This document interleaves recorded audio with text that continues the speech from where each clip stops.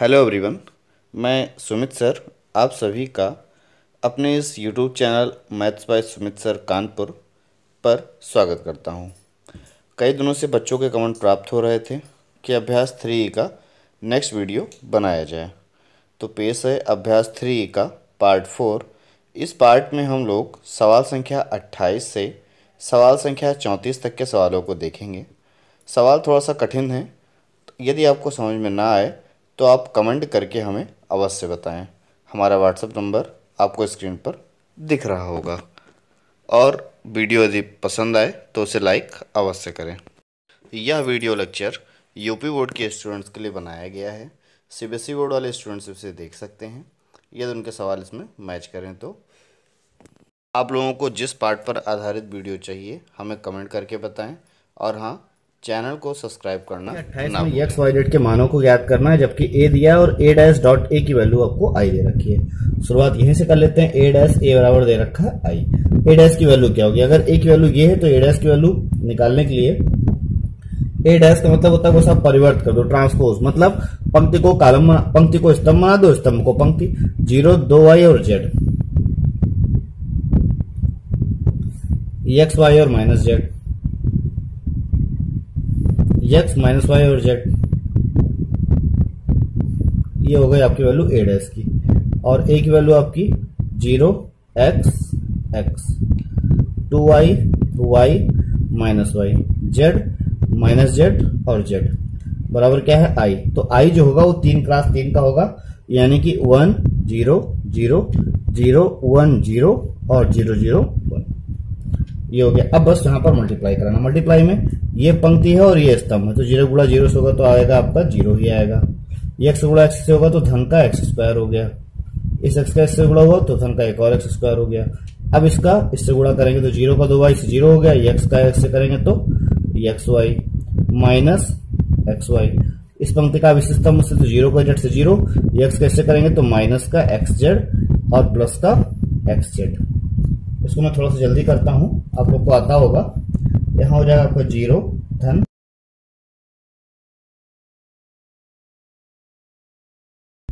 हमने यहाँ पर मल्टीप्लाई कर लिया है। और उसके बाद अब बचेगा क्या क्या यहाँ पर? ये तो ये कैंसिल, ये कैंसिल, यहां से भी पूरा कैंसिल, और यहाँ पर जेड स्क्वायर तीनों तो कैंसिल नहीं होना, और हाँ यहाँ पर ये कैंसिल हो जाएगा, ये भी कैंसिल, ये भी कैंसिल।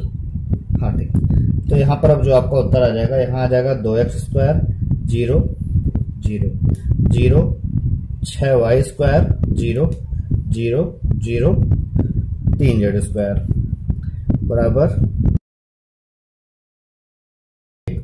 दोनों पक्षों में तुलना करने पर आपको लिखना होगा। तुलना कर लेंगे तो तुलना करने से मिलेगा क्या? तुलना करने से आपको मिल जाएगा सबसे पहले 2x स्क्वायर बराबर 1, तो x स्क्वायर बराबर क्या मिल जाएगा? 1/2, यानी कि जो x की वैल्यू आएगी 1/√2 आएगा, और ये प्लस माइनस का हो सकता है।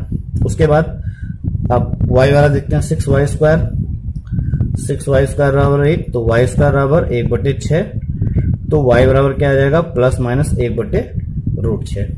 उसके बाद जेड वाला, तो वैसे बिल्कुल 3z स्क्वायर बराबर आपका 1, जेड स्क्वायर बराबर 1/3, जेड बराबर प्लस माइनस 1/√3। तो आपका एक्स वाई और जेड के मान क्या क्या आ गए? ये आ गया जेड का मान, ये आ गया वाई का मान, और ये आ गया आपका एक्स का मान। आपके सवाल कंप्लीट हो गए। आपका सवाल संख्या 28 कंप्लीट। आइए तक में सवाल संख्या 29। यहाँ पर हमें एक्स का भागमान निकालना है, तो ऐसा करते हैं सबसे पहले हम इन दोनों को सॉल्व कर लेते हैं ताकि थोड़ा हमारा सवाल आसान हो जाए। सॉल्व करने का तरीका आप लोग जानते ही होंगे, कैसे सॉल्व करना ये समझते हैं। देखिए, ये जो है 3 क्रॉस 3 के एक मैट्रिक्स है, और ये पंक्ति यहाँ पर 1 है, पंक्ति 1 2 3 और स्तंभ 1, 3 क्रॉस 1 की है।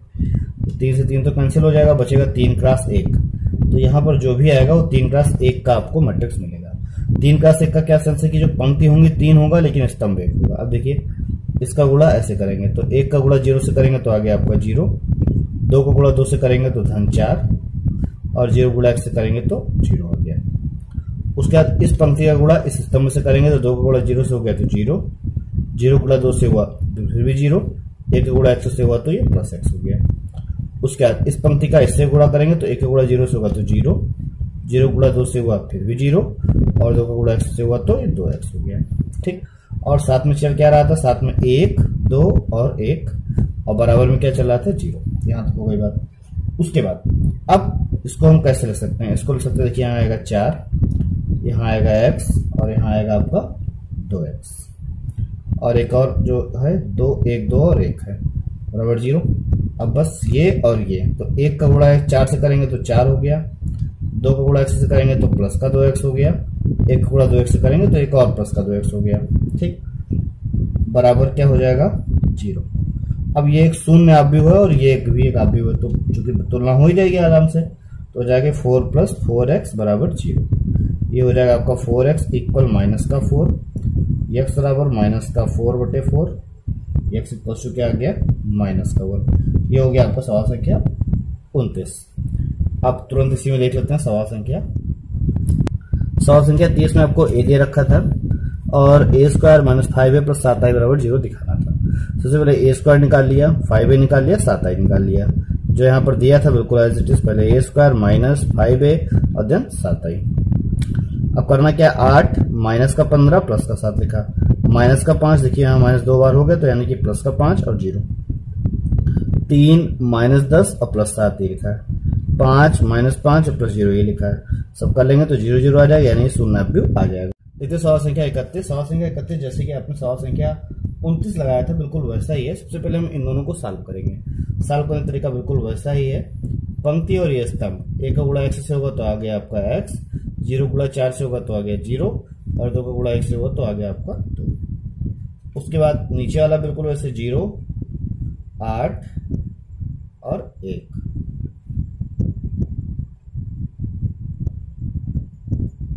ये हो गया आपका मल्टीप्लाई, और यहाँ चला था x -5 -1 बराबर 0। अब ये हो जाएगा x धन 2 9, 2x धन 3, x -5 -1 बराबर 0।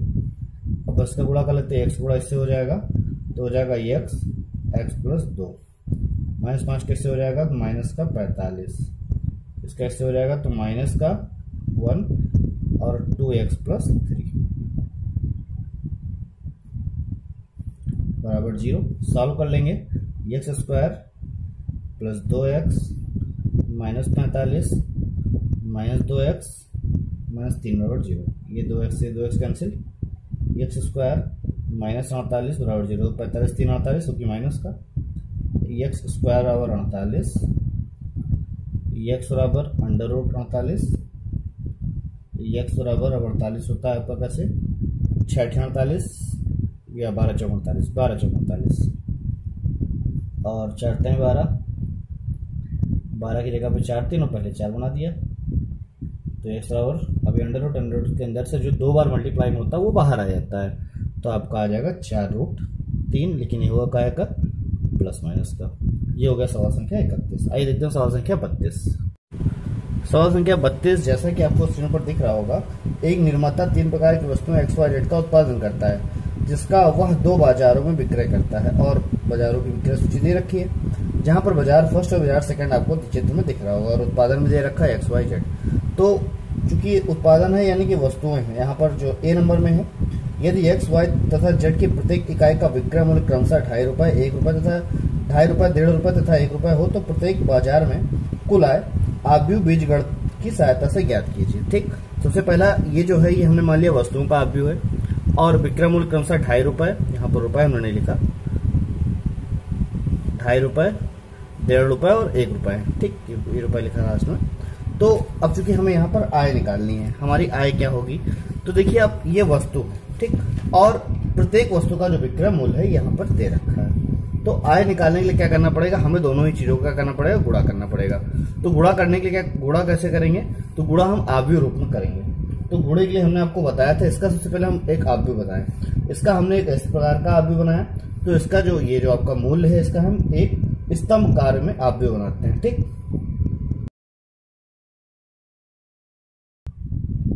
ये हो गया आपका ये विक्रय मूल्य का आव्यूह रूप हो गया। अब हमें चूंकि बाजार की आय चाहिए थे, 2 बाजार थे हमारे पास, बाजार फर्स्ट और बाजार सेकंड। आय के लिए क्या करेंगे, बस हम सिंपली दोनों का मल्टीप्लाई करा देंगे।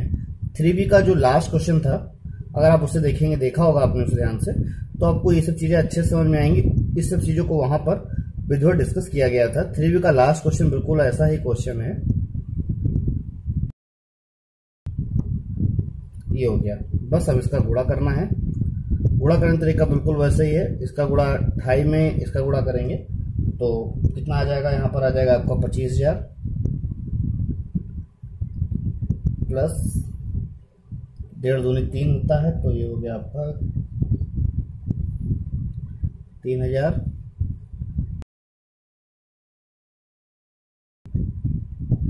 53,000।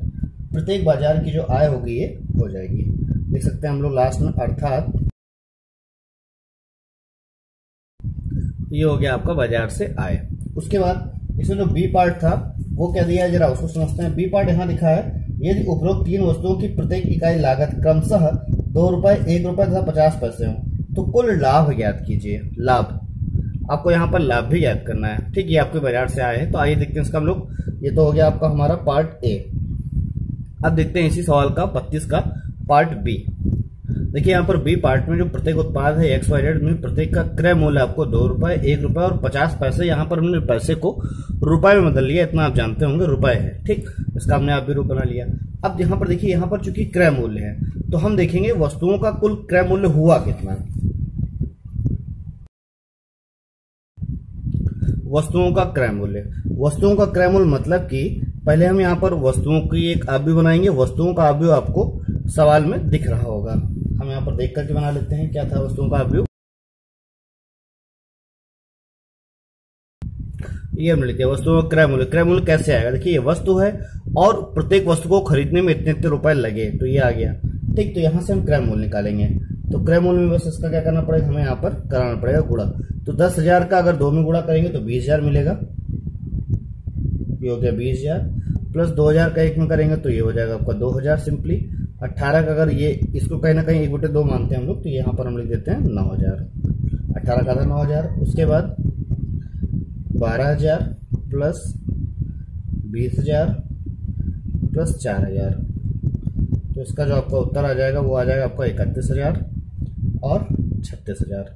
तो ये आ गया आपका क्रय मूल्य। ठीक, अब इससे पहले आपने क्या निकाला था, देखिए इससे पहले वाले में जो ए पार्ट था, यहाँ पर देखिए लगा होगा ए पार्ट में, देखिए आप यहाँ पर ध्यान समझिए। ए पार्ट में आपने क्या निकाला था, बाजार से आए। बाजार से आए मतलब कैसे, आपने कोई चीज आप खरीद के लेके आए, आपने उसको बाजार में बेचा, तो उस वस्तु से बाजार में कुछ आय मिलेगी, मतलब कहीं ना कहीं विक्रय मूल्य है। ये क्या है आपका विक्रय मूल्य। मान लीजिए आपने कोई वस्तु जो है 20 रुपए के लेकर के आया और बाजार में बेचा और उससे आपको 3 रुपए अधिक यानी कि 23 रुपए की आय हुई, तो यहाँ पर जो 23 है वो विक्रय मूल्य हो गया। और खरीद के तो आप 20 की लाए थे, तो 20 यहाँ पर क्रय मूल्य हो गया। जो बी पार्ट है इसमें आपको लाभ पूछा गया है, तो लाभ के लिए क्या करना है यहाँ पर हमको, तो हम लिख देते हैं लाभ। प्रत्येक पहले बाजार पर दोनों बाजारों में लाभ हुआ यहाँ पर, क्योंकि यहाँ 31 और 36। विक्रय मूल्य हो जाएगा आपका 31,000। विक्रय मूल्य यहाँ पर 31 नहीं, सॉरी, पीछे आप देख के लिखेंगे 46,000 होगा माइनस 31,000। तो यहाँ पर जो उत्तर मिल जाएगा ये आपको 15,000 रुपए का होगा। दूसरे बाजार पर लाभ,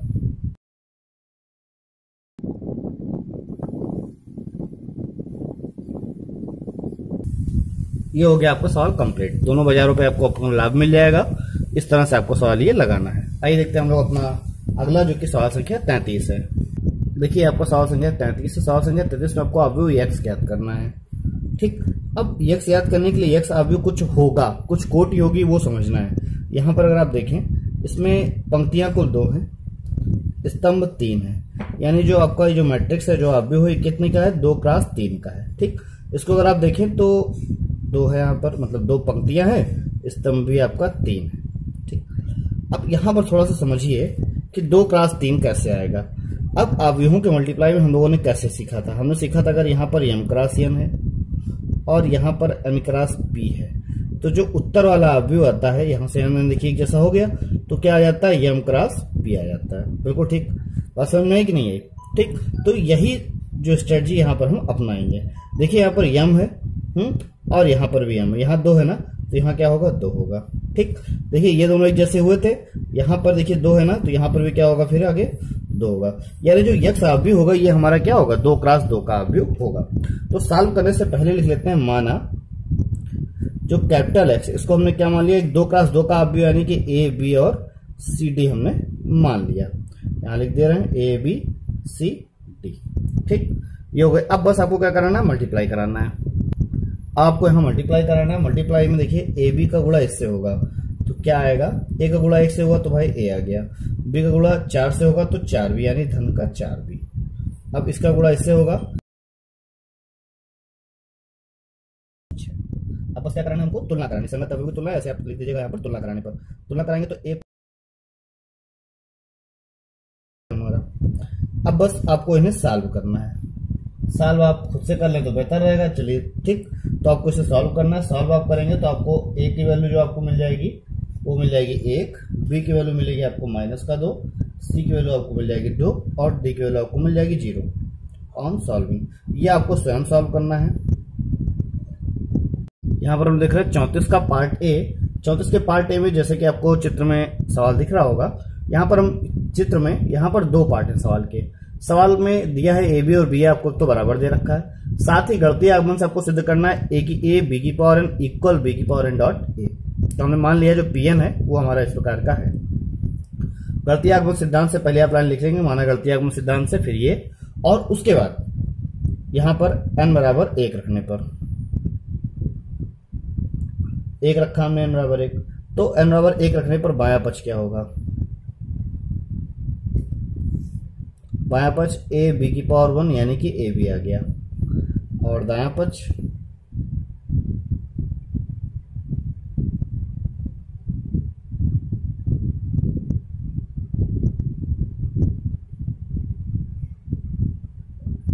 ये क्या आ गया आपका, बी आ गया। ठीक, यहां पर बायां पक्ष और दायां पक्ष बराबर है। बराबर कैसे है, बायां पक्ष दायां पक्ष, क्योंकि ए बी और बी हमको क्या दे रखा था, बराबर ही दे रखा था।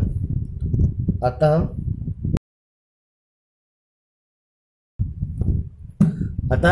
n बराबर 1 के लिए क्या होगा, पी एन सत्य हो गया। ठीक, ये बात हो गई। अब सत्य कैसे हो भाई, ए बी और बी तो बराबर दे ही रखा है सवाल में, तो फिर सत्य हो ही गया। उसके बाद क्या करते हैं, सेकंड लाइन,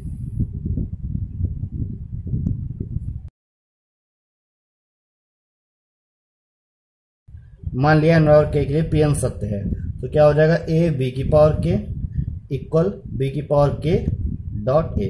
अब हमें क्या करना होता है, के की जगह पर, अब हमें के की जगह पर के प्लस 1 लाना होता है। बस के की जगह पर के प्लस 1 कैसे ला सकते हैं जरा ये आप ये समझिए। देखिए बी की पावर के है और यहाँ पर बी की पावर के है। अब बी की पावर में के प्लस 1 कैसे लाऊं, अगर मैं दोनों पक्षों में बी का गुणा कर दूं तो बी की पावर के प्लस 1 हो जाएगा। तो आइए हम लोग यही करते हैं।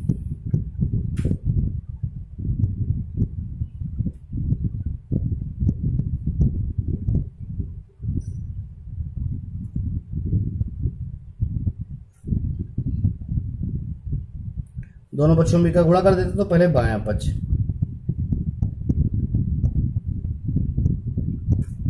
और बी का गुणा होगा किधर, बी का गुणा हम एक ही तरफ कर रहे हैं, मतलब कि इधर की ओर कर रहे हैं, मतलब आरएचएस पोर्शन में। तो अब देखिए यहां पर बी की पावर के डॉट बी है, तो ए ब्रैकेट में बी की पावर के डॉट बी, तो इसका जो उत्तर आ जाएगा ए बी की पावर क्या आ जाएगा, के प्लस 1 आ गया। उसके बाद अब ये तो हो गया आपका बायां पक्ष। अब बात कर लेते हैं दायां पक्ष की।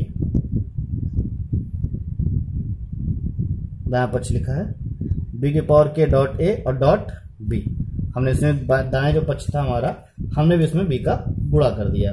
इसको कैसे कर सकते हैं, इसको कर सकते हैं बी की पावर के ए बी। सबसे पहले हमने इन दोनों को साथ में लिया, जैसे बताया बिल्कुल एक एक लाइन हूबहू ऐसे ही करिएगा बी के।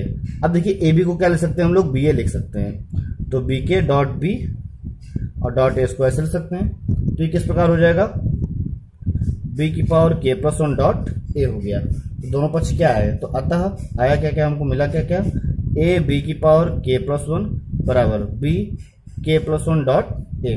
दोनों बातें बराबर आ गई हमारी। ठीक, अब यहां पर था ये आपका बायां पक्ष और ये आपका दायां पक्ष, दोनों बातें बराबर भी हो गई।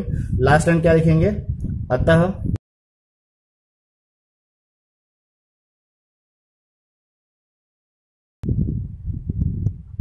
ये हो गया आपका सवाल संख्या 34 का पार्ट ए।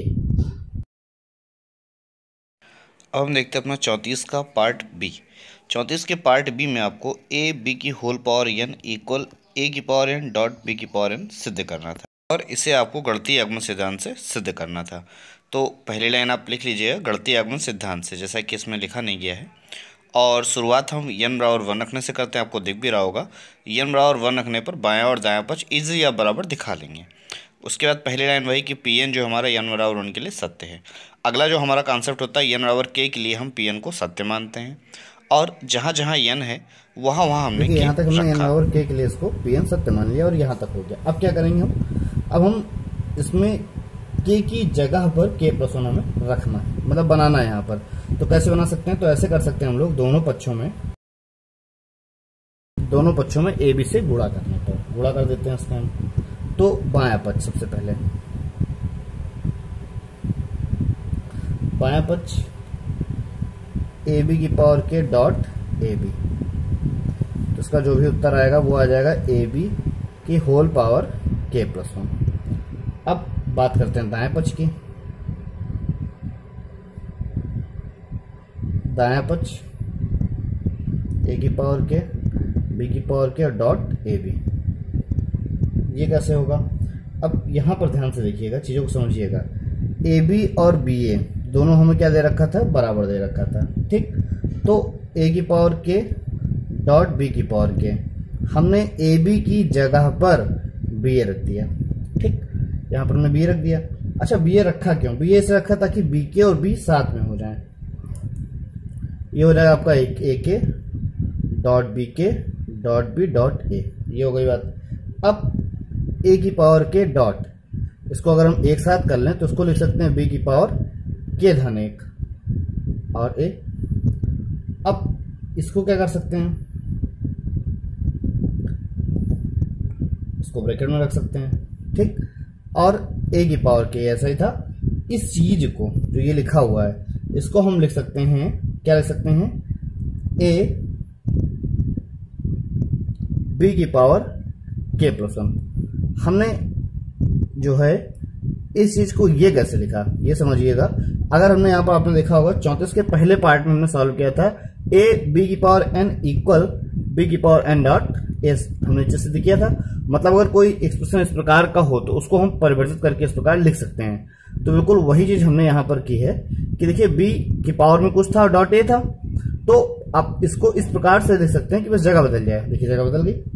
अब ए की पावर के और डॉट ए एक साथ आ जाएगा, तो क्या हो जाएगा, ए की पावर k+1 और डॉट बी की पावर क्या हो गया, k+1। तो हमें मिला क्या, अतः इसका जो बायां पक्ष था क्या था, ए बी की होल पावर, ये ए बी है, k+1 बराबर ए की पावर k+1 डॉट बी की पावर k+1। ये हमको मिला कि नहीं मिला। तो हम लिख सकते हैं अतः गणितीय आगमन सिद्धांत से Pn क्या है, सत्य। पहले n बराबर k+1 के लिए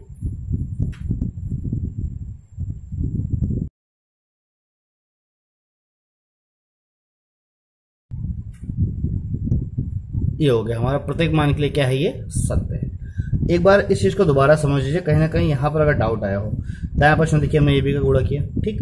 ए बी को हम बी ए लिख सकते हैं, क्यों, क्योंकि ए बी बराबर बी ए हमको क्या था, गिवन था। अगर आप सवाल को पढ़ेंगे तो वहां पर ए बी और बी ए बराबर दे रखा था। अच्छा, इसको लिखा ही क्यों, लिखा इसलिए ताकि बी के पावर के और बी साथ में पास पास आ जाए, ठीक। यहाँ पर देखिए हम लिखा, तो हमने क्या किया, बी की पावर के डॉट बी को हमने पास पास कर लिया, बाकी ए की पावर के और ए तो आपका था ही था, बी की पावर के डॉट बी यानी बी की पावर k+1 और ए। अब देखिए यहाँ पर ए की पावर के है और यहाँ पर ए थोड़ा दूर है। अब चूंकि इसको हम क्या कर सकते हैं, पलट सकते हैं कि नहीं पलट सकते हैं, बिल्कुल इसी नियम से, क्योंकि जो हमने पार्ट ए में प्रूफ किया था, ठीक। इसको हमने पलट दिया। अब पलट दिया यहाँ पर, तो इसको क्या है, पलटेंगे कैसे भाई, ये सेकंड पोजीशन पे था तो फर्स्ट पोजीशन पे आ गया। देखिए जो बी की पावर k+1 फर्स्ट पोजीशन पे था, इस पे आ गया, ये सेकंड पोजीशन पे आ गया और ए यहाँ पर आ गया। और फिर ए की पावर के डॉट ए दोनों साथ साथ होगा, तो ए की पावर क्या हो गया, k+1 और बी की पावर k+1 है, तो ये बराबर आ गया। बाकी चीजें आप समझ गए, ठीक। तो ये हमारा 34 का जो पार्ट बी था ये कंप्लीट हो गया। जिन लोगों ने चैनल को सब्सक्राइब ना किया हो, चैनल को सब्सक्राइब जरूर कर लें, बहुत मेहनत लगती है बनाने में।